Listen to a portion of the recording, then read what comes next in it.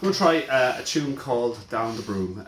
This is a tune that I got from the great musician and teacher Anne McAuliffe, who has taught, probably influenced so many players down in Kerry through teaching herself and her husband Nicky McAuliffe.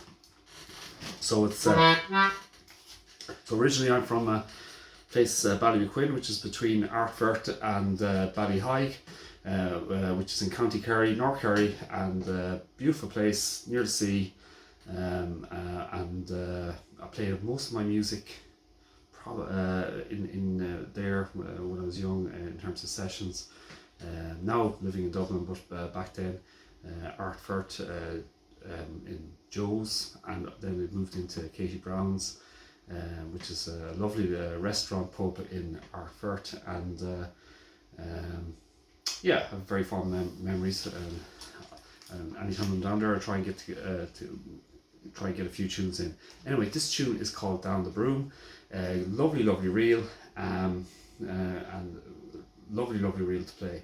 In terms of ornamentation, and first thing to say is the ornamentation is not the most important. The first thing is you've got the rhythm and the melody. They're the most important. Ornamentation is just an embellishment for the tune, to change the way it sounds, etc. So, and there's so many ways of there's lots of different ways of ornamenting a tune with the concertina.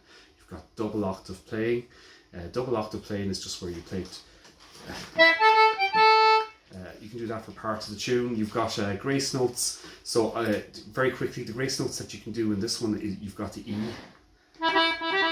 So if you were to practice grace notes, normally what happens is it's the note that's closest, and I'm talking about physically close to the note. So for example, on not always now, but so sometimes. So for example, on an E, it's EGE, EGE, and you try and play it in a way that you can hardly hear the grace note. So the other thing about the grace notes, they're there to embellish, not to take over. So one of the mistakes I made when I was first learning music, when I started getting into the ornamentation, was I got trying to ornament everything. So there are other ways of ornamenting tune, like even taking out notes, lengthening notes, putting in pauses. One of the things I like to from learning mindfulness is I like the phrase, the space between thought and action, and it's almost like that in terms of the music at times. So if you look at the music, or look at the tune or the melody as like a wave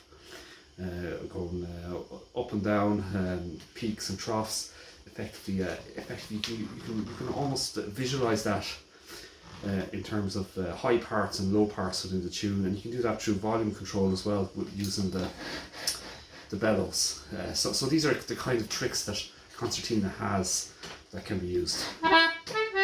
So you could do using the pause. You can go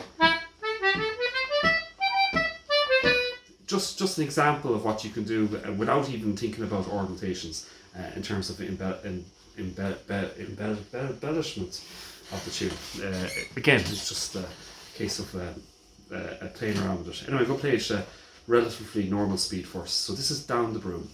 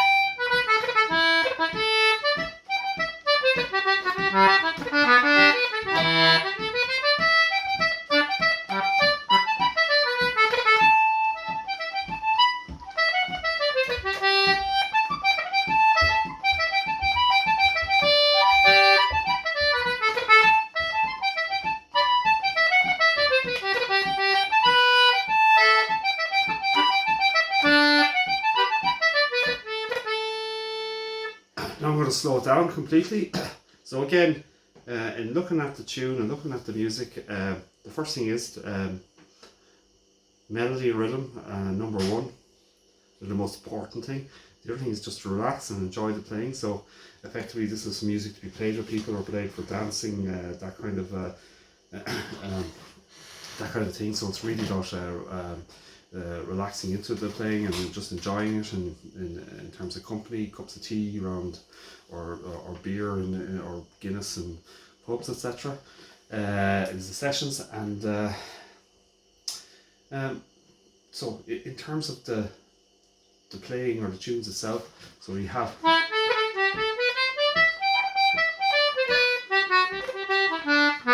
so just you've got an E grace note, you've got an A grace note, and again think about making it more and more subtle. And you've got a D, you also have a D grace note you can use, which is, and you've got high A grace notes on the second part, which is, so it's a high A and then the high, very very high C beside it. And the trick is to try and make it as subtle as possible. Anyway, we're going to play it really really slowly.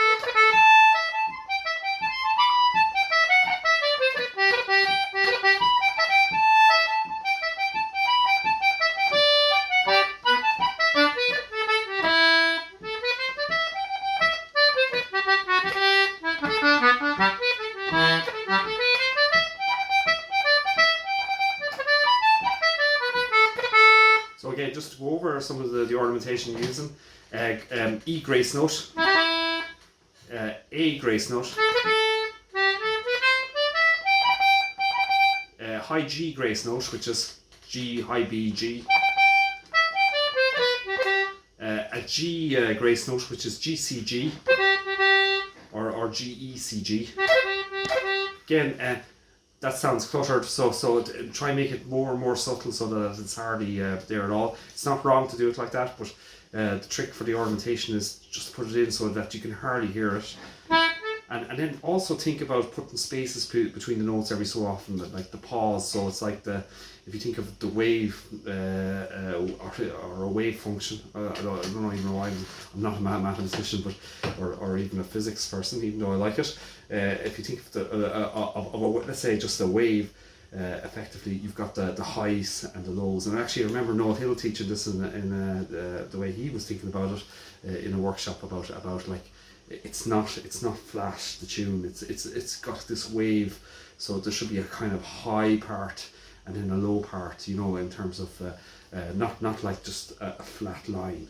So different ways of emphasizing that could be putting in pauses. So if you put it in a pause in a note, instead of going, even just like.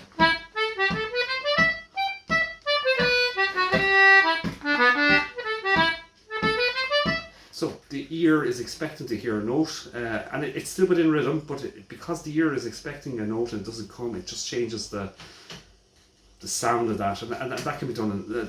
All those type of techniques can be put into any of the tunes, effectively. Of course, you've got triplets as well you can put in, but anyway, on this, so grace notes on the second part you've got. And again, grace notes, you're building up speed in your fingers. So effectively, anyone has looked at neuroplasticity. Neuroplasticity is the way you learn something changes the way your brain is. Loads of I think it's fascinating. On an off conversation on that. There was a program on Paralympic athletes, the Phoenix, the Rising Phoenix.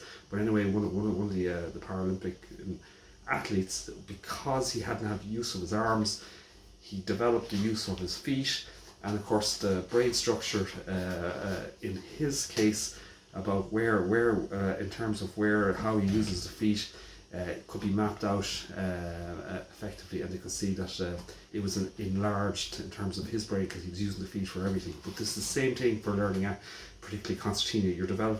When you're developing the finger speed, you're effectively learning something new, rewiring the neurons, etc. So the neurons that group or whatever, wire together, wire together, fire here. I can't remember the expression. It's an expression from neuroplasticity. Anyway, that's besides the point altogether.